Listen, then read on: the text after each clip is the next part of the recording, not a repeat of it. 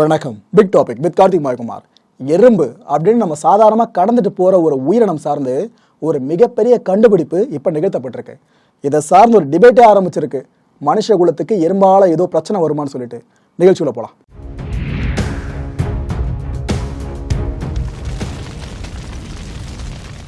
உலகவாழ் மக்களை கணக்கெடுத்து நீங்கள் கேள்விப்பட்டிருப்பீங்க, பார்த்துருப்பீங்க. உலகம் முழுக்கவே ஒரு 700 கோடி பேர் இருக்காங்களா, ஒரு 750 கோடி பேர் இருக்காங்களா, இந்த வருஷம் மாறி இருக்கா, அது நம்ம பார்த்துருக்கோம். ஆனால் இந்த எறும்புகளை கணக்கெடுத்து நீங்கள் கேள்விப்பட்டிருப்பீங்களா? எவ்வளோ எறும்புகள் இருக்கும், அதையெல்லாம் ஒன்று ஒன்றா கணக்கெடுத்துட்டு இருக்க முடியுமா? ஆனால் அது மாதிரி ஒரு விஷயம் இப்போ நடந்திருக்குங்க. ஆய்வாளர்கள் ஒரு மிகப்பெரிய ஆய்வை இதை சார்ந்து நடத்தியிருக்காங்க. அந்த ரிசல்ட்டை பப்ளிஷும் பண்ணியிருக்காங்க. உலகம் முழுக்கவே இவ்வளோ எறும்புகள் இருக்குது, ஒரு மனுஷனுக்கு இவ்வளோ எறும்புகள் அப்படின்ற விதத்தில் நாங்கள் பிரிச்சிருக்கோன்னு அந்த ஆய்வு முடிவையே அப்படியே பப்ளிஷ் பண்ணி விட்டுருக்காங்க. யார் என்ன பார்த்தீங்கன்னா, அந்த ஆய்வு நடத்தினவங்க ஆஸ்திரேலியா பல்கலைக்கழகத்தை சேர்ந்த ஆய்வாளர்கள் அண்ட் ஹாங்காங் பல்கலைக்கழகத்தை சேர்ந்த ஆய்வாளர்கள். ரெண்டுமே உலக புகழ்பெற்ற யூனிவர்சிட்டிஸ். இதை சேர்ந்த ஆய்வாளர்கள் தான் இந்த ரிசல்ட்டை ஃபைனல் பண்ணியிருக்காங்க. ஓகேவா? ஆனால் இதுக்கு முன்னாடி என்ன நடந்திருக்குன்னா, நம்ம உலகத்தோட பல நாடுகளில் 489 ஆய்வுகள் கண்டக்ட் பண்ணப்பட்டிருக்கு. அந்த 489 ஆய்வுகள் முடிவை தான் இந்த 2 யூனிவர்சிட்டிஸை சேர்ந்த ஆய்வாளர்களும் ஃபைனலாக தொகுத்து எடுத்து வெளியிட்டிருக்காங்க. இதில் அவங்களோட ஃபைண்டிங்ஸ் இவ்வளோ விஷயங்கள் இருக்குங்க. அது ஒரு பெரிய ரிப்போர்ட்டு. அவ்வளோலாம் படித்தா அவ்வளோ தூரம் மக்களுக்கு பொறுமை இருக்காது. அதனால தான் உங்களுக்கு தேவையான பாயிண்ட்ஸை மட்டும் எடுத்திருக்கு. அதிலிருந்து என்ன அந்த ரிசல்ட்டில் சொல்லியிருக்காங்கன்னா, இந்த பூமியில் 20,000 லட்சம் கோடி எறும்புகள் வாழ்ந்துக்கிட்டு இருக்கிறதா அவங்க சொல்கிறாங்க. இந்த எறும்புகளோட ஒட்டுமொத்த எடை பார்த்தீங்கன்னா 1.2 கோடி டன்னாங்க. இதில் இன்னொரு ஆச்சரியகரமான விஷயம் என்ன தெரியுமா? இந்த உலகத்தில் வாழ்ந்துக்கிட்டு இருக்க நம்ம மனுஷங்களாக இருக்கோம் பார்த்தீங்களா, நம்ம எல்லாரையும் எடை போட்டாலும் இந்த அளவுக்கு எடை வராதான். 1.2 கோடி டன்னு சொல்லிட்டு. ஸோ எறும்புகள் மனுஷனோட எந்த அளவுக்கு இந்த பூமியில் செறிஞ்சிருக்குன்றத இதன் மூலமாக தெளிவாக நம்மளால பார்க்க முடியுது. ஒவ்வொரு மனுஷனுக்கும் 285 கோடி எறும்புகள் அப்படின்ற விகிதத்தில் பிரிச்சிருக்காங்க. ஒட்டு மொத்தமாக எறும்பு வகைகள் பார்த்தீங்கன்னா இதுக்கு முன்னாடி 12,000 சொல்லி வகைப்படுத்தப்பட்டிருந்துச்சு. ஆனால் இப்போ 15,700 இனங்கள் இருக்கிறதா ஆய்வாளர்கள் சொல்லியிருக்காங்க. பெரிய ஃபைண்டிங்கில் நிறைய பள்ளி பாட புத்தகங்களில் கண்டிப்பாக ரீவொர்க் பண்ண போல இருக்குது. இவ்வளோ பெரிய விஷயங்கள் இப்போ கண்டுபிடிக்கப்பட்டிருக்கல எறும்புகள் சார்ந்து. இந்த ஒரு ரிசல்ட் பப்ளிஷ் ஆனதுமே ஒரு சிலர் உருட்டுகளை வழக்கம் போல உருட்ட ஆரம்பித்தாங்க. இது போல் எறும்புகளால் மனித குலத்திற்கு பேராபத்து, இவ்வளோ எறும்புகள் இருக்குது அப்படின்னா இதுங்களோட பரிணாம வளர்ச்சி இதுக்கப்புறம் அடுக்கடுக்காக மேலே போச்சுன்னா நாம் வாடுறது கஷ்டம், அதுன்னு சொல்ல ஆரம்பித்தாங்க. இது மனுஷனுக்கு இருக்க ஒரு கேவலமான புத்தி தான். இதான் பொதுவாக வருமே, இந்த பூமி நாம மட்டும் தான் வாழ்வதற்கு ஏற்ற மாதிரி இருக்கணும், மற்ற உயிரினங்கள் எது கண்ணில் போட்டு அடிச்சுக்கொள்ளு, காடுகளை அடி, அப்போ தான் நம்மளால் வீட்டை கட்டிட்டு சேஃபாக இருக்க முடியாது. இதுன்னு இந்த கேவலமான புத்தி மனுஷங்களுக்கு இருக்குல்ல. இந்த ரிப்போர்ட் சார்ந்த அந்த புத்தி இருந்துச்சு. இந்த பதிவுகளை பார்த்ததுனால தான் எறும்புகளோட குணாதிசயங்களை பற்றி உங்ககிட்ட சொல்ல முயற்சி பண்ணிக்கிட்டு இருக்கேன். நிறைய விஷயங்கள், நல்ல விஷயங்கள் மனுஷ குலத்துக்கு எறும்புகள் பண்ணிக்கிட்டு இருக்குங்க. இது எத்தனை பேர் தெரியும்? அதுவும் எறும்புகளோட வாழ்வியல்லேருந்து நாம் நிறைய கற்றுக்கலாம். அவ்வளோ விஷயங்கள் இருக்குது. நம்ம சின்னதாக எறும்புன்னு சொல்லி கடந்து போயிடுறோம். ஆனால் அந்த எறும்புகள் சார்ந்து நான் சொல்கிற ஒவ்வொரு இன்ஃபோவை நீங்கள் கேட்டிங்கன்னா, எறும்புகள்லாம் இவ்வளோ இருக்கா, நான் கண்டிப்பாக அதை கற்றுப்பேன்னு நீங்களே முடிவு பண்ணுவீங்க. அதுக்கப்புறம் நீங்கள் சொல்லுங்கள், கண்டென்ட் முடிஞ்ச பிற்பாடு எறும்புகளால் நமக்கு ஆபத்தா, இல்லை நம்மளால் எறும்புகளுக்கு ஆபத்தா, இயற்கைக்கு ஆபத்தான்னு சொல்லிட்டு. ஓகே, கிட்டத்தட்ட 10 கோடி ஆண்டுகளுக்கு மேலே இந்த பூமியில் உயிர் வாழ்ந்துக்கிட்டு இருக்கிறதா எறும்புகள். ஐஸ் ஏஜ் இருக்குது பார்த்தீங்களா, அதையே தாக்கு பிடிச்ச உயிரினம் தான் இந்த எறும்புகள். எறும்புகளுக்கு பொதுவாக காதுகள் கிடையாதுங்க.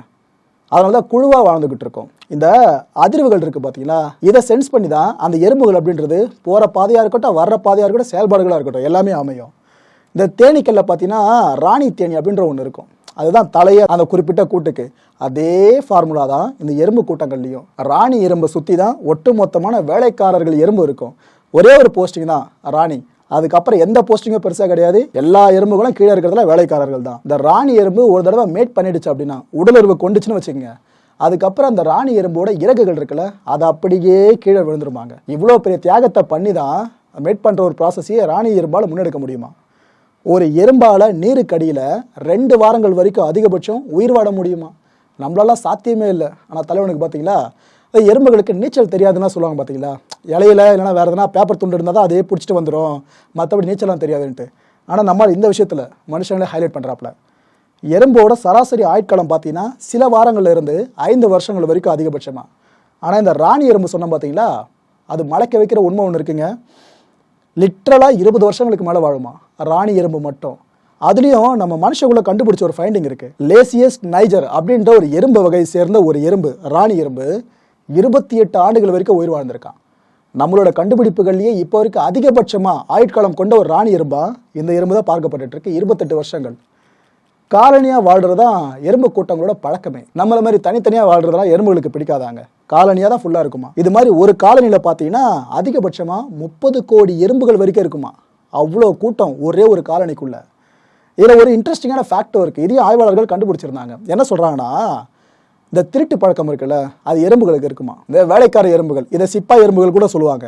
இந்த எறும்புகள் என்ன பண்ணுமா, தன்னோட காலனியை விட்டு வெளியே போயிட்டு இன்னொரு எறும்புகள் காலனிக்குள்ளே புகுமா. புகுந்துட்டு அந்த காலனியில் இருக்கிற எறும்புகள் முட்டை போட்டிருக்கும்ல, அந்த முட்டைகள் எல்லாத்தையும் இந்த காலனிக்கு அது கொண்டு வந்துருமா. கொண்டு வந்து வச்சுட்டு அந்த முட்டை பொரியிற வரைக்கும் காத்துக்கிட்டு இருக்குமா இந்த எல்லா சிப்பாய் எறும்புகளும். முட்டை பொரிஞ்ச பிற்பாடு அந்த எறும்பு ஒன்று வெளியே வரும் பார்த்தீங்களா குட்டியா, அந்த சின்ன சின்ன எறும்புகளை தங்களோட அடிமைகளை இந்த சிப்பாய் எறும்புகள் பயன்படுத்திக்குமா. இந்த அளவுக்கு யோசிக்கிற திறன் எறும்புகளுக்கு. ஒரு வீட்டை கட்டுறது நம்மளா பெரிய விஷயம், ஒரு காலனியவே கட்டுறதா இருந்தால் எவ்வளோ பெரிய விஷயம். அதுவும் மரத்துண்டுகளை பேஸாக வச்சு கட்டுறதா இருந்தால் இருக்கிறதுல பெரிய விஷயம். அதுலேயும் கை தேர்ந்தவை இந்த எறும்புகள் தான். இந்த எறும்புகளில் ஒரு குறிப்பிட்ட செக்மெண்ட்டை பார்த்தீங்கன்னா கார்பெண்டர்ஸ் ஆண்ட் அப்படின்னு சொல்லுவாங்க. இது ஆய்வாளர்கள் செல்லமாக வச்சிருக்க பேர். ஏன்னா இந்த வகையான ஆண்ட்ஸ் என்ன பண்ணுமா, மரத்துண்டுகளை அப்படியே கொஞ்சம் கொஞ்சமாக இவங்களோட காலனிக்கு ஏற்ற மாதிரி மாற்றி வச்சிடுமா. அதோட கட்டுமானத்தை அந்தளவுக்கு கொண்டு போயிட்டே இருக்குமா. அதாவது சொல்லுவாங்க நீங்கள் உரச கரையாததும் கரைஞ்சிடும்னு. ஆக்சுவலாக அந்த ஒரு ஃபார்முலாவை யூஸ் பண்ணி தான் இந்த கார்பெண்டர் ஆண்ட்ஸ் எல்லாமே இந்த வேலையை பார்க்குமா. ஒரு காலனியை கிரியேட் பண்ணுறதுலாம் நினச்சி பார்க்க முடியாத விஷயம், நம்ம சக்திக்கே நினச்சி பார்க்க முடியாத விஷயம். ஆனால் எறும்புகள் ஒற்றுமையாக இருந்தது சாதிக்குது. இந்த எறும்போட பிரெயின் இருக்குல்ல, மூளை, இதில் 2,50,000 பிரெயின் செல்ஸ் இருக்காங்க. தலைமை எப்படி இவ்வளோ யோசிக்கிறான்றது இப்போ தான் புரியுது. இந்த எறும்புகள் எல்லாமே நம்ம இயற்கைக்கு நிறைய விஷயம் பண்ணுது. அதனால் மனுஷங்க நாமளும் பயனடைஞ்சிக்கிட்டு இருக்கோம். இந்த பூமியும் செடி தோங்கிட்டு இருக்கு. ஒரு சின்ன எறும்பால் இந்த பூமியை தாங்கி பிடிக்கப்பட்டிருக்குன்னா உங்களால் ஏற்றுக்க முடியுமா. நம்மளோட எக்கோசிஸ்டம் முழுக்க நல்லா ஷைன் ஆகிறதுக்கும் இவன் தான் காரணம். இதை பற்றி இப்போ ஒன்றா சொல்கிற மக்களே, இந்த மண்ணுக்கு அடியில் காற்று உட்புகுந்தா அவ்வளோ நல்லது நம்ம எக்கோசிஸ்டம்க்கு. இந்த ப்ராசஸ் நடக்கிறதுக்கு பிரதான காரணகர்த்தாவே நம்ம எறும்புகள் தான். இது என்ன பண்ண, இந்த தரைகளில் தொலை போட்டுட்டே இருக்குது பார்த்தீங்களா. ஏன்னா மண்ணுக்கு அடியில் தான் அது அதிகமாக வாழ்ந்துக்கிட்டு இருக்கோம். தொலை போட்டு போயிட்டே இருக்கிறதுனால இந்த செடி கொடி தாவர வேர்கள் இருக்குல்ல, இதுக்கு நீர் அண்ட் பிராணவாயு கரெக்டாக ப்ராசஸ் ஆகி கொண்டு போகப்பட்டு இருக்கோம். இந்த ஏர்ஃப்ளோ உள்ள இருக்க இந்த நீர் பிராணவாயுவோட ரூட் இருக்கு பார்த்தீங்கன்னா, அது கரெக்டாக போயிட்டே இருக்குமா. இந்த தாவரங்களோட வேரை இதெல்லாம் அடையிறதுக்கு எறும்பு தான் வரப்பிரசாதமான ஒன்று. அடுத்து ரெண்டாவது விஷயம், மண்ணுக்கு அடியில் விதை இருக்குது பார்த்தீங்களா, அதை கொண்டு போகிறதும் நம்ம எறும்புகள் தான். இப்படி கொண்டு போனதோடு சும்மா விட்டுறாம அந்த விதைக்கு மேற்பக்கம் பார்த்தீங்கன்னா எலையோசோம் அப்படின்ற ஊட்டச்சத்து நிறைந்த ஒரு தடுப்பு மாதிரி ஒன்று இருக்கும். அது எறும்புகளுக்கு பிடிச்சமான உணவாக. அதை ஃபுல்லாக அதை குறித்து சாப்பிட்ருமா. சாப்பிட்ட பிற்பாடு என்ன ப்ராசஸ் நடக்கும்னா, இந்த ஒரு சில செடிகள்லாம் இயற்கையாக முளைச்சி வெளியே வர்றது கஷ்டப்படும். ஆக்சுவலாக பெரும்பாலான செடிகள் பார்த்தீங்கன்னா முளைச்சிடும் விதையிலேருந்து ஈஸியாக. ஆனால் ஒரு சில ரேர் கேசஸில் பார்த்தீங்கன்னா செடிகள் முளைப்பு தன்மை இல்லாமல் இருக்குமா. ஆனால் இந்த எலையோசோமை எறும்புகளை இந்த அளவு சாப்பிட்டு அந்த இடத்த ஃபுல்லாக பிளாங்க் ஆகிடுச்சா, அவ்வளோதான், தடுப்பே இல்லாமல் அந்த செடிகள் மேலே முளைச்சி வந்துடும். இவ்வளோ பெரிய வேலையை நம்ம எக்கோ சிஸ்டமுக்காக எறும்பு பார்த்துக்கிட்டு இருக்கு. இவனா போய் நம்ம பயபுலிங்க ஒரு சிலர் வில்லன் மாதிரி சித்தரிக்கிறாங்கன்னா குடும்பம் அதெல்லாம். சகாரன் சில்வர் எறும்பு, இது ஆக்சுவலாக சஹாரா பாலைவனம் இருக்குல்ல, அங்கே மட்டுமே பிரத்யேகமாக கிடைக்கிற ஒரு சில எறும்பு வகை. ரொம்ப வேகமாக நடக்குமாங்க. உலகத்திலேயே இந்த எறும்பு வகை தான் அவ்வளோ வேகமாக நடக்குமா. ஒரு செகண்டுக்கு எடுத்துக்கிட்டிங்கன்னா 90 சென்டிமீட்டர் தொலைவை பைபிள் ஈஸியாக கடந்துருமா. இது ஆக்சுவலாக மனுஷனோட கம்பேர் பண்ணோம் அப்படின்னா, இப்போ நாம் 1 மணி நேரத்தில் ஒரு 400 மைல் தொலைவை கடக்கிறோம் அப்படின்னா எவ்வளோ ஸ்பீடாக போகும். அந்த அளவு ஸ்பீடு தான் இந்த 90 சென்டிமீட்டர் அப்படின்றத ஒரு செகண்டில் இந்த எறும்புகள் கடக்கிறது. ஒரு சிலருக்கு ரொம்ப நாளாக இருக்கிற சந்தேகம் எறும்புகள் சார்ந்து பார்த்தீங்கன்னா, எறும்புகளுக்கு பகல்லையும் இரவுலையும் கண் பார்வை மாறுபடுமாப்பா அப்படின்றது. ஆக்சுவலாக முதல்ல சொல்லிட்டேன், அதிர்வுகள் தான் நம்ம ஆளோட ஒரு பிரத்யேக ஆயுதமே. ஸோ அதிர்வுகளை பேஸ் பண்ணி நம்மளால் ட்ராவல் பண்ணுறதுனால இரவாக இருக்கட்டும் பகலாக இருக்கட்டும் விஷன் அவ்வளோ தெளிவாக இருக்கும், எங்கேயுமே பிசுறு தட்டாது. சில எறும்புகள் கடிக்க முயற்சி பண்ணாலோ இல்லைன்னா நம்ம மேலே ஊர்ந்து போனாலோ நமக்கு அவ்வளோ கூசம். இந்த உதாரணத்துக்கு சாமி எறும்புலாம் சொல்லுவாங்க நம்ம ஊரில், கருப்பு நிறத்தில் இருக்கும் பாருங்க எறும்பு, அதெல்லாம் மேலே போச்சுன்னா சுகமாக இருக்கும் பல பேருக்கு. அந்தளவு எறும்பு ஓடிச்சுன்னா அப்படியே படுத்துக்கிட்டு இருப்போம் நல்லா. ஆனால் ஒரு சில எறும்புகள் கடிச்சதுன்னா, இந்த துப்பாக்கியோட தோட்டா இருக்குல்ல, புல்லட்டு, அது உடம்புல பாஞ்சனா எந்தளவு வலி ஏற்படும், அந்தளவு வலியை கொடுக்குமா. அதெல்லாம் ஸ்பெசிஃபிக்காக அமேசானில் ஒரு எறும்பு வகை இருக்காங்க.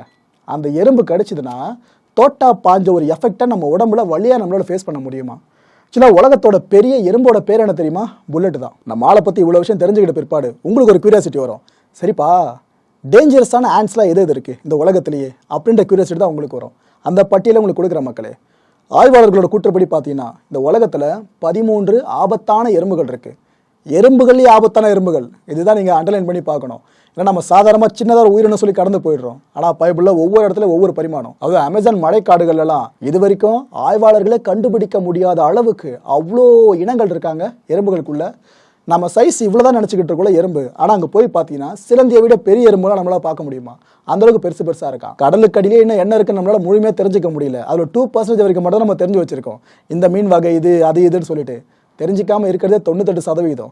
இதே மாதிரி தான் அமேசான் மழைக்காடுகள்லையும் இந்த எறும்புகளோட இனங்கள் எதுன்னு தேடி போனாலே நமக்கு பல ஆச்சரியங்கள் காத்திருக்குமாங்க. இயற்கை கொடுக்குற ஆச்சரியமா அது எல்லாமே அமைஞ்சிருக்குமா. அப்படி அங்கே ஆபத்தும் இருக்கு, இல்லைன்னா சொல்ல முடியாது. ஸோ இப்போ நம்ம பார்க்க போகிற அந்த கியூரியஸான ஒரு பட்டியல் தான் இந்த உலகத்தோட 13 மோஸ்ட் டேஞ்சரஸ் ஆண்ட்ஸ்லாம் எது எது பார்த்துட்டு வந்துருங்க. Bulldog ants, siafu ants, pony ants, fire ants, bullet ants, Florida harvester ant, bullhorn acacia ant, green tree ants, jack jumper ants, red harvester ants, army ants, safari ants and pharaoh ants.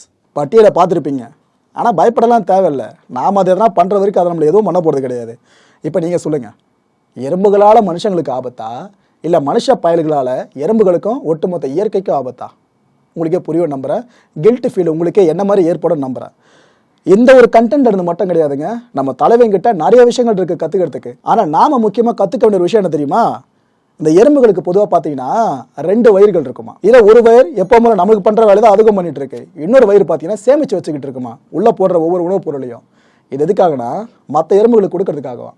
So நாமளும் சம்பாதிச்ச எல்லாத்தையும் உள்ளே போடுறதை விட்டுட்டு இருக்கும் போது மற்றவங்க உதவி பண்ணனா ரொம்ப நல்லாயிருக்கும். நம்ம பாய்கிட்ட எவ்வளோ கற்றுக்கலாம், பட் இதை முக்கியமாக கற்றுக்கிட்டா நாளை பின்னர் 10 பேருக்கு பயனுள்ளவங்களாக இருந்துட்டு போவோம்.